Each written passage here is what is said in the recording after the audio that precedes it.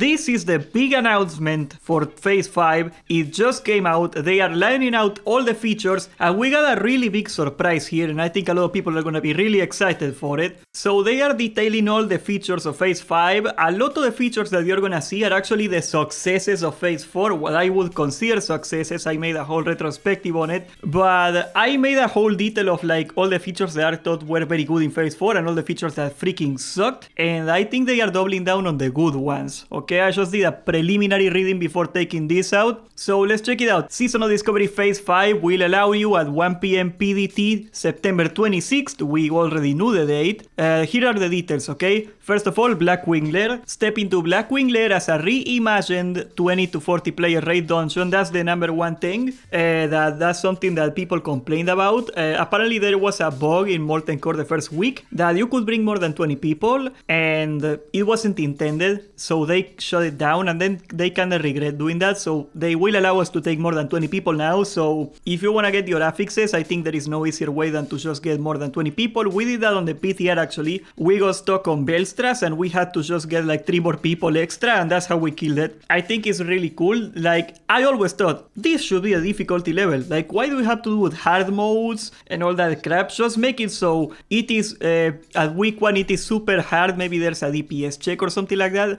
and you make it super hard to clear it on, let's say, 20 people until you get the gear, and you can just bring 30 people to make it easier. That's the way I would do it. It's gonna mess with logs. You know what? Good riddance if that happens, but whatever. They are gonna allow it now. You can bring extra people on it, so that's really good. I am very happy about that feature. There will be a swappable difficulty system. Okay, here we go about the stinkies. There will be a swappable difficulty system allowing you to engage in greater challenges by activating new raid-wide effects based on the 5 Dragonflight's abilities. So there is 5 affixes. They didn't change that, and they are really unbalanced so far. By the wording of this, there was a bit of debate here. People were debating, are you gonna be able to choose all of them, or is it gonna be random? Because the thing that they noticed in the PTR immediately is that all affixes are not born equal, okay? The black affix or the yellow affix are very hard, and the green affix, for example, is pretty easy, especially if you're Horde, it is super easy. So they thought, okay, maybe they are gonna rotate it every week. You can only pick a certain amount, like Halfus Windbreaker in Blackwing Descent, you know. I thought it was inspired on that mechanic because that's a boss in Cataclysm that has from the Nefarian raid in Cataclysm, right? It makes sense. Apparently, according to this wording, it's gonna be just like in the PTR where you're gonna activate new raid-wide effects, okay? Like, it doesn't say they're random, it doesn't say that it is like a weekly selection or something.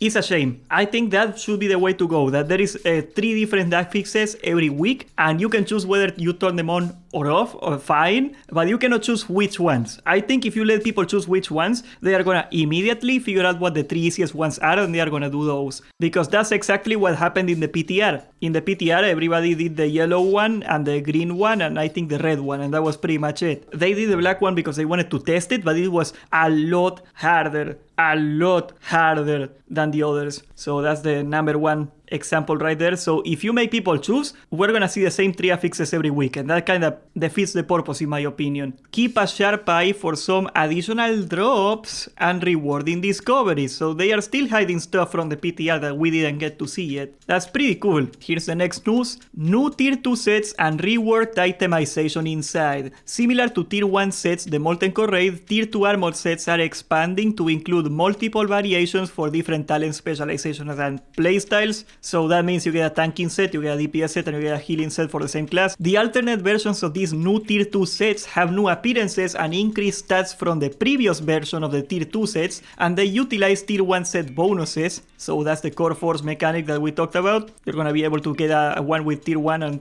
another with tier 2. Players can also exchange Fireland Embers from the Blackrock Eruption event by visiting Lotus Darkbringer in Blackrock Depths for elemental essences. So okay, this is a weird choice of word here. why would you casually mention that on top of the tier 2 set? Okay, it would seem to me, okay, this is my interpretation, and this could be wrong, but I think they are trying to say that you can change your tier set bonuses by using Fireland Embers in some way. I think that's what they are implying. Why else would they mention it in that section? I think that's like a pretty obvious nod wink wink right there that they are doing. I think that would be great, you know, like another way to incentivize people to be out in the world. They're doing the eruption. The eruption takes like 30 minutes tops. It is super easy and you're not really forced to do it. I think the meta is gonna be that the first few weeks you get everything on Coreforged, right? So that way you keep your set bonuses, and after that, like after you get all the 6 pieces of tier 2, then you turn it into Draconic. I think that's the way it's gonna work. I hope that's the way it works actually, and we can do that, because otherwise it's gonna be really awkward. I already have tier 6 piece tier 1 by the way, so I don't really care either way, but yeah, I hope I can do that. New rewards on the Tarnished Undermine Real vendor, the Tarnished Undermine Real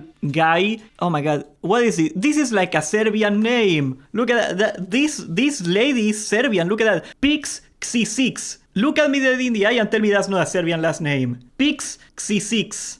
Okay, so the tier 2 bracers you're gonna get from Reals. That's huge. People got really upset when they heard about it. I think it's great. I mean, like, look at this way. Tier 1 bracers and tier 2 bracers in original vanilla, they were BOE. You could sell them on the auction house. So what this is doing is enabling the same mechanic we used to have, but instead of swiping, you just get it with Reals doing dungeons. Incentivizing people to run dungeons is #1 priority. I think this is the low-key the best change I've seen so far. I am super happy that people are gonna get a reason to run dungeons again. I am gonna be one of them probably. I don't know how much it's gonna cost. I hope it costs a lot of Reals actually, so people get a reason to keep doing it, but we don't know. They are probably gonna make it very high at launch and then they are gonna nerf it. That's what they always do with these prices. I mean, and people are upset. I am not gonna try to like strawman them. I will give you their argument. It is a fair argument. The reason that people do not like getting your bracers from Reals is that why should you get raid gear without doing the raid? Doesn't it devalue the raid?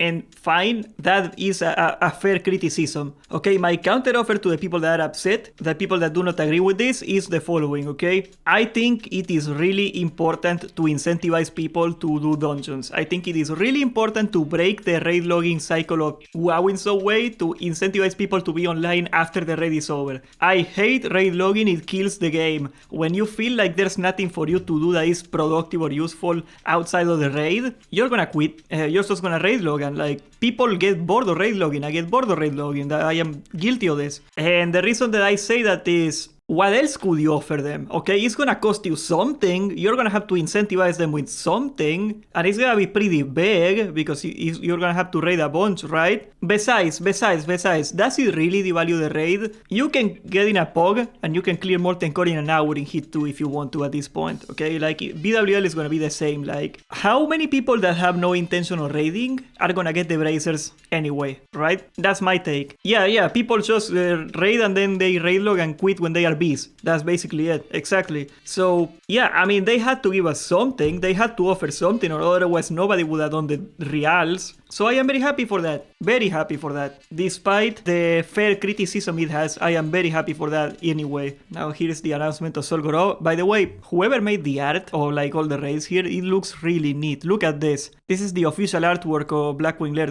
they are making for this phase. It's a Tauren. That's me. That's me, dude. Isn't that me? Look at this black Tauren just facing the boss, and everybody else is like, oh, I want to participate, but the Tauren is taking all the attention because he's superior and better. That's me, bro. You're damn right, it's all Horde. It's been that way all of SoD, bro. Like, welcome to getting screwed. It's the Alliance. Okay. Just, yeah, stop messing with you there. So, Zul'Gurub. There is gonna be 10 to 20 players in the dungeon, so once again, like Blackwing Lair, it is supposed to be 10, but you can take more people, and I think that's great. I always viewed Zul'Gurub as the casual, easy raid, and the Blackwing Lair as the hard raid. As a matter of fact, that was something that really pissed me off of like the previous phases, like phase 3. Phase 3 was when it it really got to me. Like, they made a 20-man raid and they didn't make a 10-man raid. Phase 3 sucked. So I am very happy that we're getting extra raids, and there is even more raid, okay? There is an extra secret raid coming out. You're gonna see down there, okay? So yes, you're gonna be able to take 20 people. Zul'Gurub, we tested it on the PTR. It is super easy. You should be able to pog it immediately, way easier than Onyxia. And I don't know if I am happy about that, but yeah, I mean, people will be happy about that. It is a lot easier. Players will be able to earn updated and redesigned rewards. Hakar offers new encounter mechanics and rewards. Okay, this is the big one. For defeating him while Sandalari priests are alive. Zul'Gurub always had a hard mode. That is not a new mechanic. Zul'Gurub had a hard mode where if you do not kill the previous bosses before Hakar, Hakar is stronger, he gets new abilities. That's the hard mode. Back in vanilla there was no reason to do the hard modes because there was no extra reward, because the developers forgot to make it. They ran out of time. So this is adding cancelled content back into Zul'Gurub. I am really happy about that. We saw the data mines. I didn't see something that I thought was super insane. Maybe some set piece or something is gonna drop from there. There is only like 2 good set pieces, so I am a little concerned that the hard modes are only gonna have loot for like a certain select amount of classes. And how do you convince people to do the hard mode if you're like the only guy that needs it? Because I don't know how much harder it's gonna make it. We did not try hard modes in the PTR. I think they were enabled, but we didn't try them. Zul'Gurub without the hard mode though, super easy. You can crank it out in an hour with an organized raid. Very easy, way even less than that, honestly. Very well.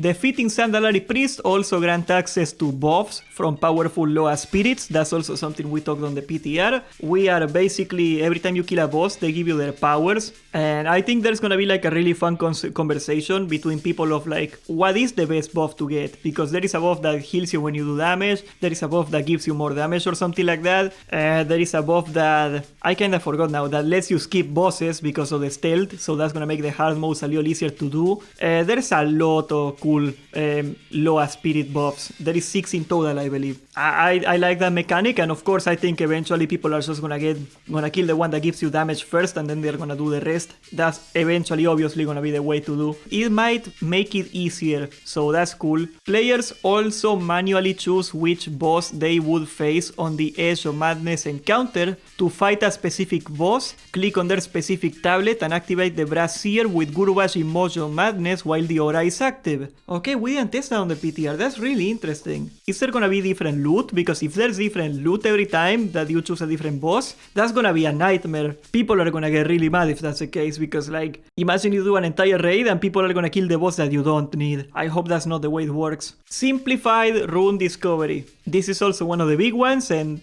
again, I think this is also one of the best changes in the phase. They got rid of runes. They accepted that runes are stupid. It took them a while, but they accepted it. I don't think runes are stupid, okay? Okay, that was a too strong word. I think they started in phase 1 and phase 2 as like a nice quest line. You do it in a couple minutes, maybe an hour. You get your rune, and it's really fun, and you get something out of it. In phase 3, they ran out of gas. They ran out of ideas. They just put like tedious, annoying stuff, group stuff. They put in a dungeon, something like that. Getting runes now just freaking sucks. All the phase 3 and phase 4 runes are terrible to get. I mean, the warrior ones are some of the coolest, and they still suck. So it had to happen at some point. If you're not gonna put like a lot of work in the rune quest, you might as well give up on the runes and just give it to us. So people are gonna get the runes available for reals too, the Tarnished Undermine reals. So once again, another reason to run dungeons. Very good. Yeah, they are not alt friendly. That's my main problem, honestly.